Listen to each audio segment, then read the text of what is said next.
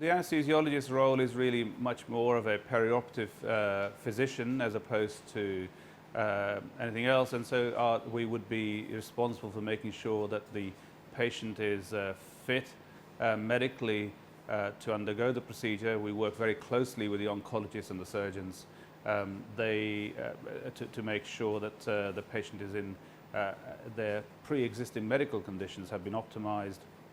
And then of course we look after the patient during the procedure. It's very important for the anesthesiologist to work closely with the intensive care physicians to make sure that any post-operative complications are dealt with properly.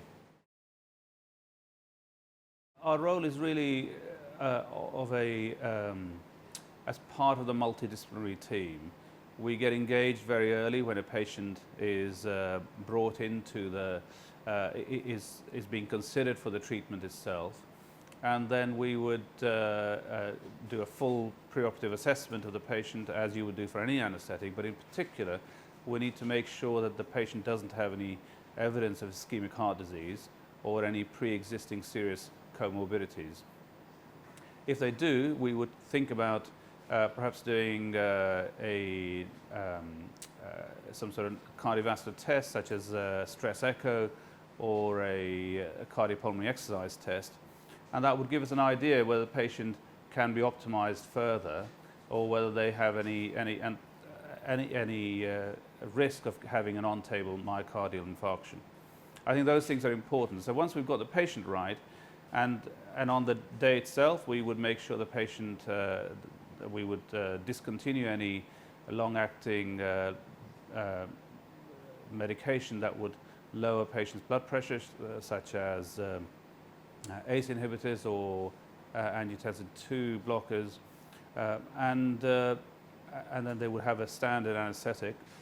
So it's really important to be on top of that blood pressure very quickly and make changes be very reactive to what is actually happening. And then during the treatment phase as well, of course, the patient is exposed to the melphalan, and it's very important to make sure the filter is operating very efficiently so the melphalan can be removed. Otherwise, there's risk of patient toxicity from the melphalan. We often find that once the treatment is finished, all of the vasopressors, all of the blood pressure drugs can be discontinued very easily. So the main problems we might have is the platelet count might drop, so we in our center replace the platelets empirically, but we also give some plasma to replace any coagulation factors that the patient may be deficient in. And we tend to remove the pipes. I think that removing the pipes is very important. I think it's important to remove the pipes really within the next 4 to 6 hours, because there's a risk of DVT, for example, and risk of bleeding from these pipes. So we tend to take them out within the whole operating theatre and then take the patient to recovery. Afterwards, we keep the patient in recovery for about 4 to 6 hours, and the only thing that can probably go wrong in recovery is further bleeding if the patient is still coagulopathic. And if that happens, we ask the recovery nurses to put some firm pressure on the wounds, and that tends to resolve itself. So some of the things we use invasive monitoring, as you would do for any major case, such as a central line and arterial line. We tend to use the same arterial line as the IR has put in. We just transduce that, which saves on time. And we also use quite some very strong norepinephrine to maintain the blood pressure. We've started using a lot of beta blockade to maintain a heart rate which stops the patients from going into a tachyarrhythmia.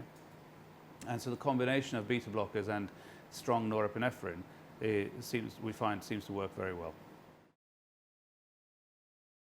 It's all about communication, and the communication issue is not just about talking to each other, but actually really having a deep-seated knowledge of what the other person's role is. And so at any one point, we, the three people three key people, the anesthesiologist, the radiologist, and the perfusionist, should be able to predict what the next step in each other's pathway is.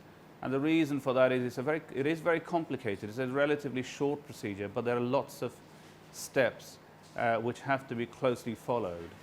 And there really isn't a time to relax as such. So, and every little bit is crucial, and that it's done very accurately and thoroughly. So the procedure has definitely improved in the sense that we are now able to carry out the procedure with a lot less preoperative workup. The whole theatre episode, we can do this in half a day virtually. The patients go straight to the recovery area followed by the ward. And also patients' recovery is a lot quicker. So the whole perioperative care where we used to give lots and lots of fluid to maintain blood pressure, all of that has got a lot better. Patients are mobilizing earlier, they're eating and drinking earlier, they're much more awake earlier. So we found that very early on we were having to use lots of fluid to maintain the blood pressure. We've discovered over time that actually giving somebody so much fluid makes them very hypervolemic, puts them at risk of getting pulmonary edema, worse coagulopathy. It delays their discharge, delays their mobilization. So instead now we use very strong vasopressors, so very strong norepinephrine.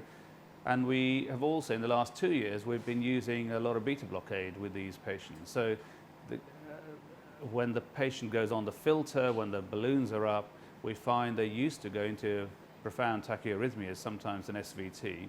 And we found that if we give them a beta blocker combined with the norepinephrine, we can control the heart rate at a very good rate, which improves diastolic function, improves stroke volume, but also improves the blood pressure. And the blood pressure is quite easy to maintain with the norepinephrine.